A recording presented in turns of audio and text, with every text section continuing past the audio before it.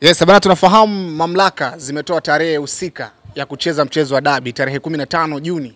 Ndo dabi ya Simba na Yanga ile ambayo iliyotambawa tarehe 8 imepangwa kucheza. Tuko na mchambuzi nguli kabisa Digala Shafi Dauda. Young African wameposti msimamo wao ya kwamba hawatoshiriki mchezo huo na bado hawautambui. Majibu ya kasi yalirudi na yakawaamuru warejee katika bodi ya ligi na TFF. Ni kipi ambacho unakiona kitakwenda kufanyika Juni 15? Nafikiri usinifanye mimi niwe mtabiri. Umeelewa cha muhimu ni kuangalia tu taratibu za mchezo. Si umeelewa? Ule ni mchezo wa ligi na kwa mujibu wa taratibu inabidi zicheze mechi mbili kwa maana ya home and away.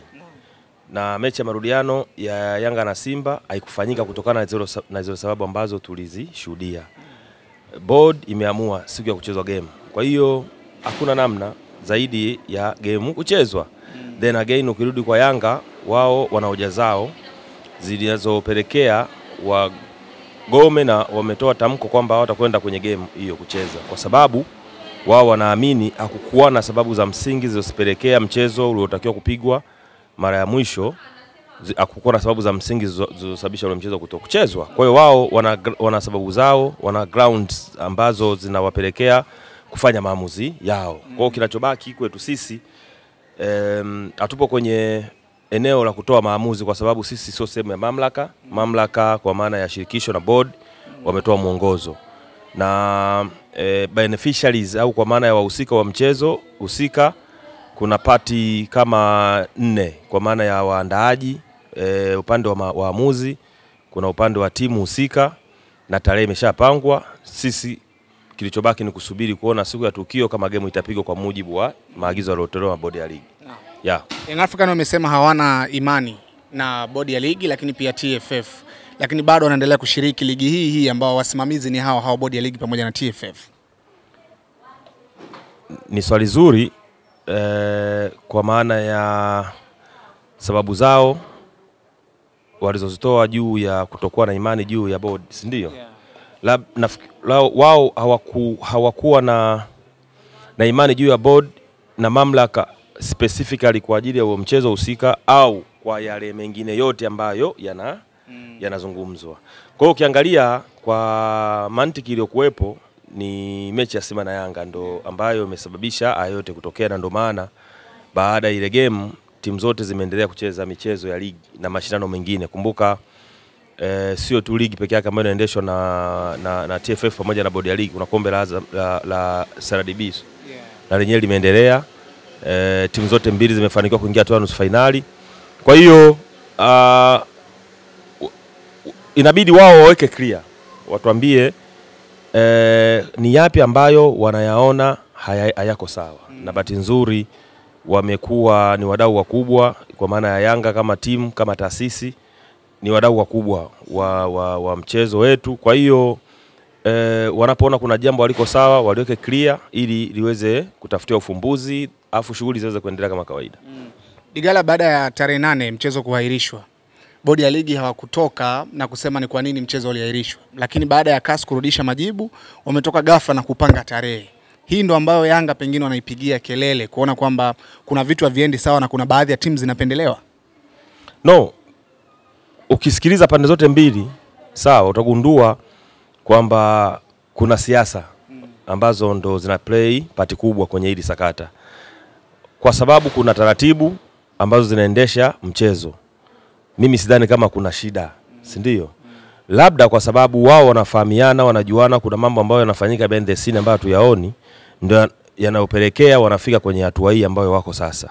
Na ndio maana nikasema kwa ajili ya kutengeneza mazingira endelevu ya kwenda mbele kwa faida ili ya mambo yasiweze kujitokeza, kwa sababu Simba na Yanga kugomea mchezo sio jambo la jana tu. Ni mara nyingi wamekuwa wakifanya hivyo, na kwa bahati mbaya hakujawahi kutokea sheria kali inayozungusha hizo timu mbili zinapokosea. Lakini sheria hizo huwa zinasimama wima kwa wengine wanaposhindwa kutafsiri au wanapokosea. Kwa hiyo mimi nafikiri imefika muda wa haki kutendeka, kwa maana kama Yanga wanahisi wana haki wasimamie sehemu ambayo wanaamini kwamba itawapatia haki, lakini pia kwa maana ya mamlaka, kwa maana ya shirikisho na board, na wao kama wanaona kuna sehemu walichokifanya ni sahihi na wameweka utaratibu unatakiwa ufuatwe, basi wase state kutokuruhusu hilo jambo litokee, na kama kuna adhabu ziko clear basi wasimamie yale ambayo yanatakiwa yafanyike, then ndio tutakuwa tumefika mwisho wa sakata. Lakini tukibaki kuviziana haitusaidii na haitamsaidia mtu yote. Kumekuwa hakuna usiri ndani ya bodi ya ligi, taarifa zimekuwa zikitoka pengine kutoka kwa waandishi wa habari, na baadhi ya watu wamekuwa wakitoa taarifa kabla ya bodi ya ligi, na bodi ya ligi wanakuja kutoa taarifa ile ile. Unafikiri hili ni moja kati ya tobo ambalo watu wengi wamekuwa wakilipigia kelele kwenye mamlaka za soka hapa nyumbani? No, issue sio, unajua kwenye dunia ya habari kupata exclusivity, ikisha kuwepo sehemu linajadiliwa jambo wako mtu zaidi ya mmoja, ni ngumu, kwa sababu sio mara ya kwanza kuona taarifa ambazo zinaanza kama tetesi baadaye zinakuja kuwa za ukweli. Ni kawaida kwenye dunia ambayo tunaishi. Kwa hiyo cha muhimu ni maamuzi au zile taratibu zinazofuatwa kuwa kwenye mstari au kuwa kwenye mazingira ambayo ni sahihi na haki, basi kusopo na uswahili. Hilo ndo la msingi kwangu mimi, ukiniuliza ndo hilo. Yani wabaki kwenye mstari namna hii. Yani unajua sheria imetungwa imlengi mtu, si ndio bwana? Uwaga haina mkubwa, haina mdogo, haiangalii jinsia, haiangalii umri. Kwa hiyo wasimame hapo. Wakisimama hapo wataepuka vitu vingi sana. Yeah. Rushwa imekuwa ikitajwa sana kwenye ligi yetu, viashiria vya rushwa, upangaji wa matokeo. Ni kitu ambacho kimekuwa kikizungumzwa, lakini pia bado hatujaona mamlaka zikitoka na kulitetea hilo. Swala la upangaji wa matokeo linawahusisha moja kwa moja marefari. Tumeona mchezo wa juzi Simba na Mashujaa, Kefa Kayombo ameingia kwenye mtafaruku mkubwa na baadhi ya wadau wa soka. Wewe kama wewe mchezo ule uliutazama, uliona kosa kwa mwamuzi ule?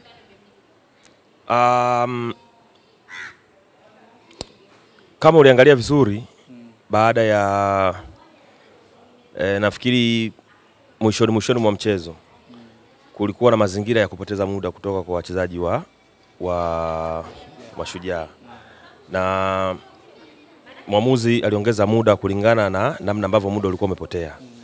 Kwa hiyo mimi sikuwa na concern kubwa juu ya dakika ziongezwa kutokana na matukio yaliyokuwa yanafanyika. Wala sikuona kama kulikuwa na jambo lolote, kwa sababu ukiniambia kwamba aliongeza muda kwa ajili ya kuifavor timu fulani, siamini kama timu nyingine kwa icheze.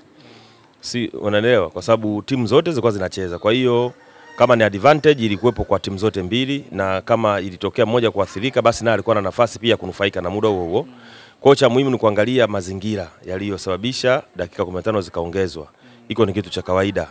Wiki ya nyuma yake kwenye ligi ya Ujerumani ziliongezwa dakika 14 kwa mazingira kama hayo, kwa sababu maamuzi anataka kucompensate dakika 90 zinazotakiwa kutumika ili mchezo huo umekamilika. Kwa hiyo ikitokea mazingira ya kupoteza muda, mara nyingi waamuzi huwa wana reserve zile dakika na wanajitahidi ku make sure dakika zile 90 zinafanya nini? Zinafikiwa.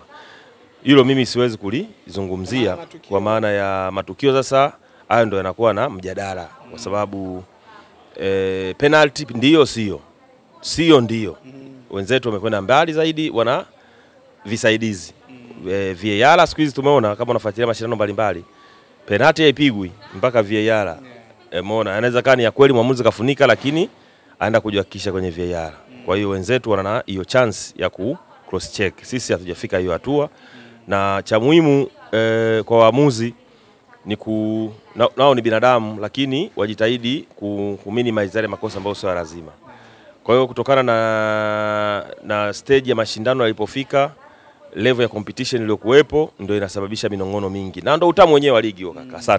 Asante.